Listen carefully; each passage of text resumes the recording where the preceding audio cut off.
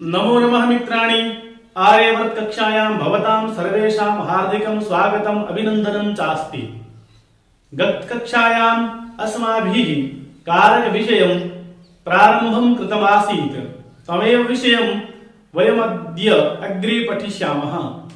कारक विषये अस्माभिः प्रथमा विभक्ति पठिता तथा च द्वितीया विभक्ति प्रारम्भः कृता आसीत्। तर्हि आगच्छतु मित्राणि, अद्यतन दिवसस्य कक्षायां वयं प्रवेशं कुर्मः। यत् पठनीयमस्ति अद्य तत् पठामः। तो दोस्तों, हम कारक पढ़ रहे थे, तो आज उसी कारक को, उसी प्रकरण को आगे बढ़ाते हुए हम पढ़ते हैं। हमने प्रथमा विभक्ति पूरी पढ़ ली थी और उसके बाद में हमने द्वितीय विभक्ति को प्रारंभ किया था। उस विभक्ति सर्वप्रथम हमने पढ़ा कर्मणि द्वितीया सूत्र में तत्। यह सूत्र हमने कर्मणि द्वितीया, यह सूत्र हमने पढ़ा और इस सूत्र के द्वारा हमने जाना कि कर्म में द्वितीया विभक्ति की जाती है। और उसके बाद में हमने सूत्र पढ़ा कर्तुरीप्सितमं कर्म, अर्थात कर्ता के द्वारा जो अनिष्ट होता है, जो उसके द्वारा इच्छित होता है, उसे क्या कहते हैं? कर्म कहते हैं। उससे आगे आज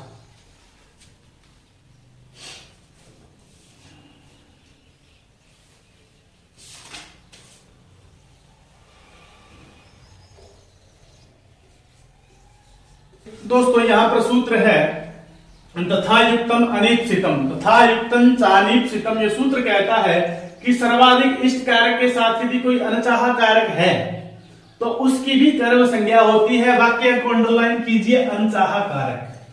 अनचाहा कारक क्या होता है? अनचाहा कारक उसे कहेंगे मित्रों कि जो हमारे लिए अभिष्ट तो नहीं है, हमारे लिए अभिष्ट नहीं है। जरूरी नहीं है कि हम कोई काम उसके लिए ही कर रहे हैं। जैसे कि मैं घर जाने के लिए बाजार से चला, रास्ते में मुझे पत्थर मिला, मैंने उसको ठोकर मार दी। मैं बाजार से इसलिए नहीं चला था कि मैं उस पत्थर को ठोकर मारूंगा, मैं बाजार से अपने घर जाने के लिए चला था। लेकिन एक अनचाहा कारक जो था, पत्थर को ठोकर मारना भी मैंने काम कर दिया। ठीक है ना? आ रही है ना मेरी बात समझ में? ठीक है। तो इस प्रकार जो अनचाहा कारक कोई होगा, उसमें क्या होगी? उसकी क्या होगी मित्रों? कर्म संज्ञा होगी। कुछ लोगों की आदत होती है चलते चलते कोई पशु मिल गया, उसको हाथ मार दिया। कुछ लोगों की आदत होती है चलते चलते कोई पेड़ मिल गया, छोटा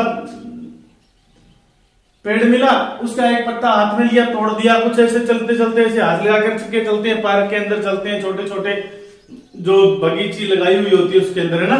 तो वो कोई जरूरी कारक नहीं है कि बाजार में जाओगे तो आपको उसको हाथ लगाना ही है, नहीं है। अगर आप पार्क में जाओ, उस बगीचे को हाथ लगाना आपका कोई इच्छित कारक है नहीं है, वो एक अनचाहा कारक है। ठीक है ना? आगे ना मेरी बात समझ में, ध्यान में। तो इस पूरी बात को हम इसके द्वारा समझेंगे कि ग्रामम गच्छन् तृणम स्पृशति, तृणम स्पृशति। ठीक है ना? स्पृशति। तो यहां देखिए, ग्रामम गच्छन्, गांव को जाता हुआ, मतलब चलने रूपी क्रिया कहां जाने के लिए कर रहा है? किसको प्राप्त करने के लिए कर रहा है? ग्रामम, गांव जाता हुआ। तृणम स्पृशति, तिनके को छूता है। ध्यान रखना मेरी बात, गांव जाता हुआ तिनके को छूता है। तो इसका इप्सित कार्य कौन है? चलने रूपी क्रिया किसके लिए कर रहा है? गांव के लिए कर रहा है। ठीक है ना? तो गांव जाता हुआ तृणम स्पृशति, तिनके को छूता है। रास्ते में कोई तिनका मिल गया और मिल गया तो उसने उसको छू लिया, उसके हाथ लगा लिया। ठीक है ना?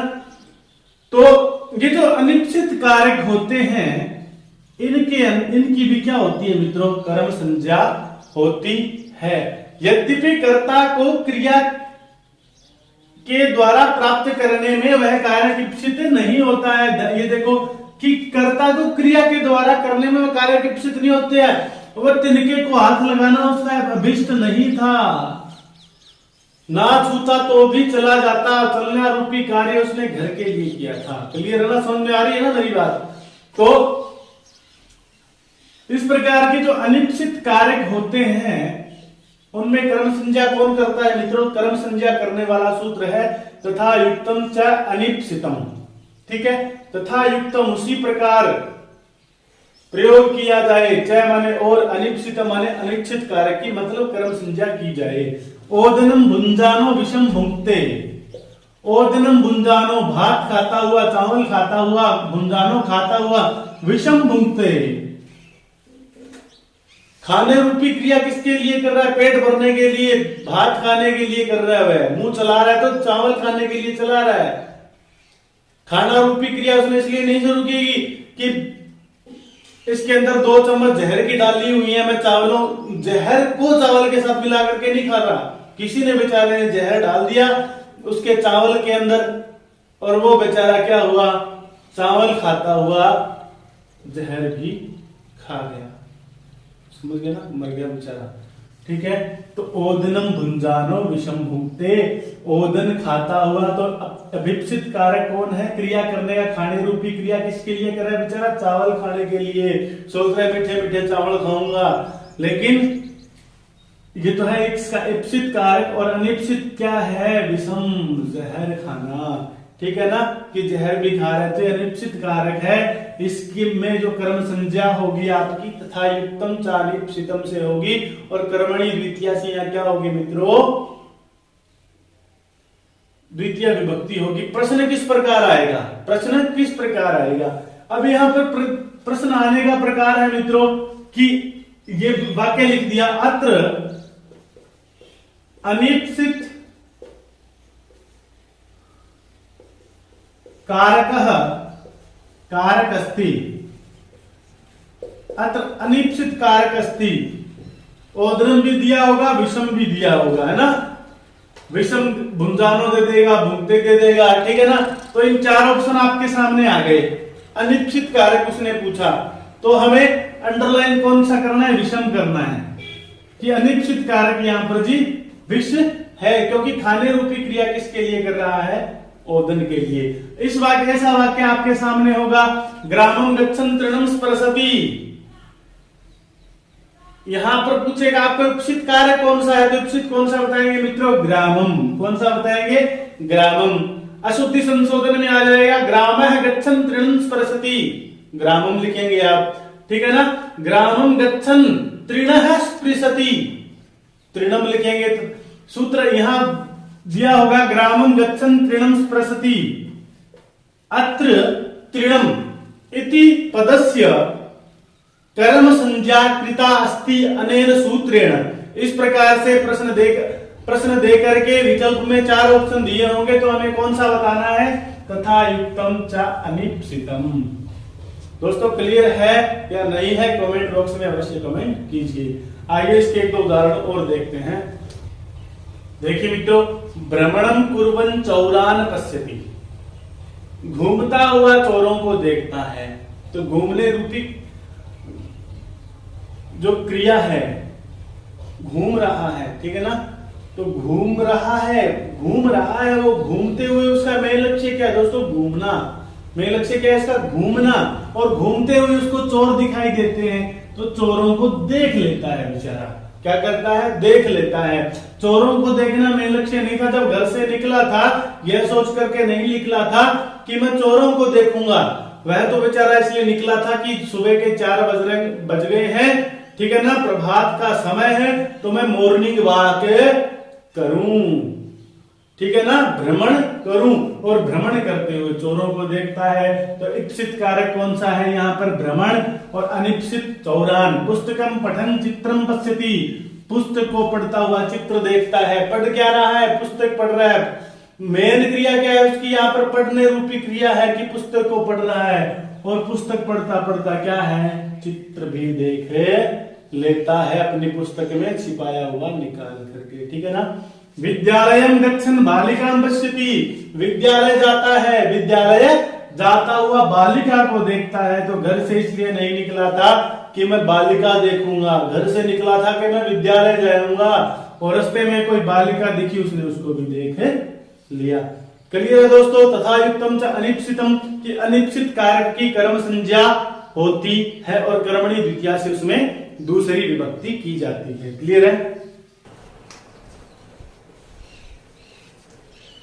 देखिए दोस्तों मित्रों, आगे एक सूत्र आता है अकथितम च। सूत्र क्या है? अकथितम च, इसकी वृत्ति है अपादानादि विशेषै अविवक्षितम कारकम कर्म संज्ञम स्यात्। अपादानादि विशेष के द्वारा अविवक्षित कार्य को क्या कहते हैं, उसकी क्या की जाती है, कर्म संज्ञा। ये कर्म संज्ञा करेगा अविवक्षित अकथित की। ठीक है धन, ठीक है ना, कि अपादानादि अन्य कारकों के द्वारा अकथित कार्य की कर्म संज्ञा होती है। अकथित कार्य किसे कहते हैं, हमें पता होना चाहिए कि अकथित किसे कहा जाता है। तो देखिए दोस्तों, अभी समझिए मत, जब तक ये वाक्य न बोल दूं मैं तब तक आप मत समझिए, सिर्फ सुनिए।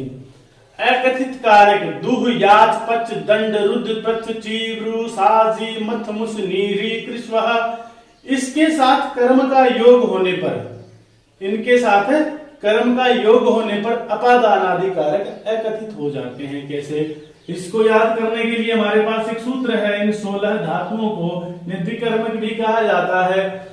दुह याच पच रुधि वृक्षी चीव्रू साजी मथ मूषाम कर्म युक्ष्याद कथितम तथा स्यानिह्री कृष्वाहाम। इन 16 धातुओं के साथ कर्म का योग होने पर अपादान आदि जो कारक होते हैं अकथित हो जाते हैं।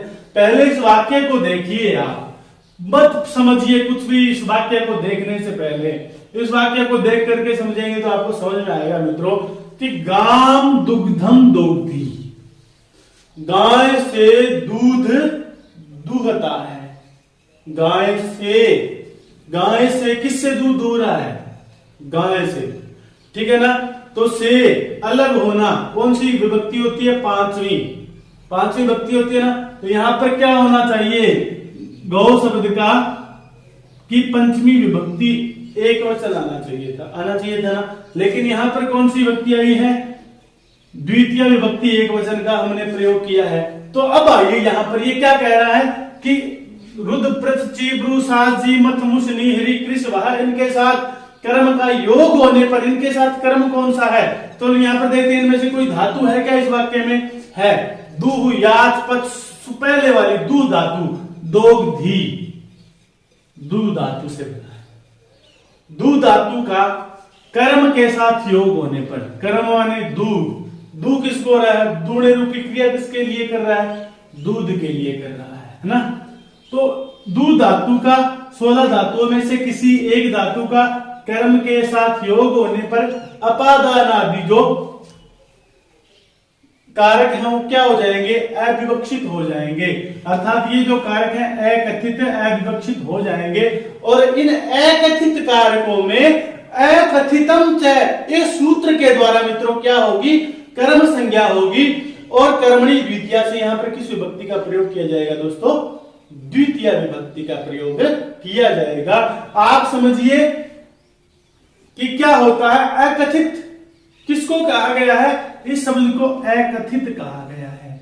क्यों कहा गया, तो ये कहता है कि रुद्र चीव्रू सास, इनमें से कोई धातु हो, ठीक है ना, उसका कर्म से योग हो और वहां पर जो अपादान आदि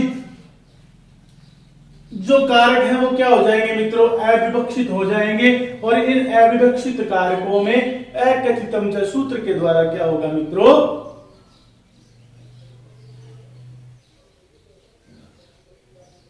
कर्म संज्ञा होगी। और कर्मणि द्वितीया से यहां पर द्वितीय विभक्ति का प्रयोग होगा। आ गई होगी समझ में दोस्तों, आपको नहीं आई तो कमेंट बॉक्स में कीजिए कमेंट कि गाम दुग्धम दोग्धी, यहां सूत्र पूछे आपसे कि अब अकथितम च, इस सूत्र के द्वारा कर्म संज्ञा किस शब्द में हुई है, किस पद में हुई है, तो गाम शब्द में हुई है। ठीक है ना, क्योंकि दुग्धम तो कर्म संज्ञा है ही, दूने रूपी तो क्रिया कर रहा है वह, दूने रूपी क्रिया किसके निकालने के लिए कर रहा है, दूध के लिए तो कर रहा है ना।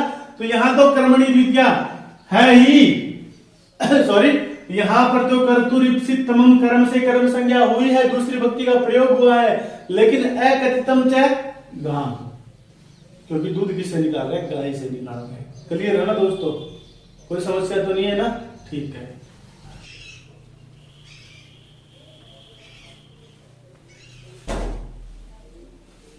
देखिए मित्रों, बलिम वसुधाम याचते, बलि से वसुधा मांगता है। बलिम वसुधाम याचते, बलि से वसुधा मांगता है। तो यहां पर याच धातु कौन सी है? याच। इसलिए यहाँ पर इस एकथित में कौन सी विभक्ति हुई? एकथितम च सूत्र से द्वितीय विभक्ति। ठीक है ना। आपसे प्रश्न यूं पूछे कि यहाँ पर ईप्सित कारक कौन सा है?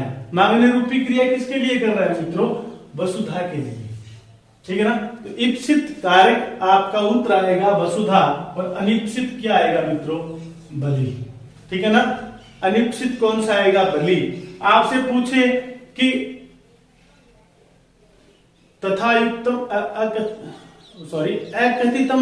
एकथितम च इस सूत्र के द्वारा कर्म संज्ञा कौन से पद में हुई है? इन दोनों पदों में से आपसे कोई पूछे तो क्या बताएंगे मित्रों? बलि बताएंगे। क्लियर है ना।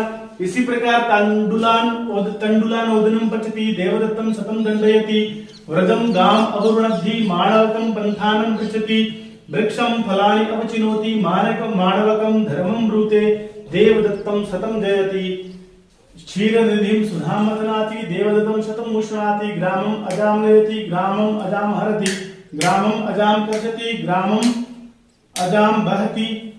अगर इन अर्थों में भी आए, इन धातुओं के दुह याच पक्ष दंड रुद्र ची ब्रू साजी मत मुसली हरि कृष्व, इन धातुओं के अर्थ में भी कोई आए, शब्द आए, तो भी हमें क्या करनी है? उस अविवक्षित कारक में, एकथित कारक में क्या करेंगे दोस्तों? द्वितीय विभक्ति करेंगे, उसकी कर्म संज्ञा करेंगे। किससे? जो सूत्र अभी हमने पढ़ा, कौन सा सूत्र था? याद है क्या आपको? एकथितम च। ठीक है ना। बलिम वसुधाम याचते। तो दोस्तों यहां तक क्लियर है? कोई समस्या है तो बताइएगा, हम अगली कक्षा में कमेंट में लिखिएगा, हम आपको बताएंगे। ठीक है।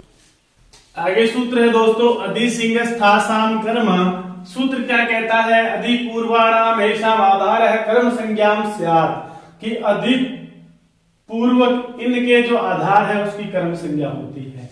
क्या लिखा? अधिपूर्वक सींग स्था और आस धातु, अधिक उपसर्ग पूर्वक आगे अधिक उपसर्ग लगा हो और अधिक उपसर्ग पूर्वक धातुएं कौन सी हो? सींग स्था और आस।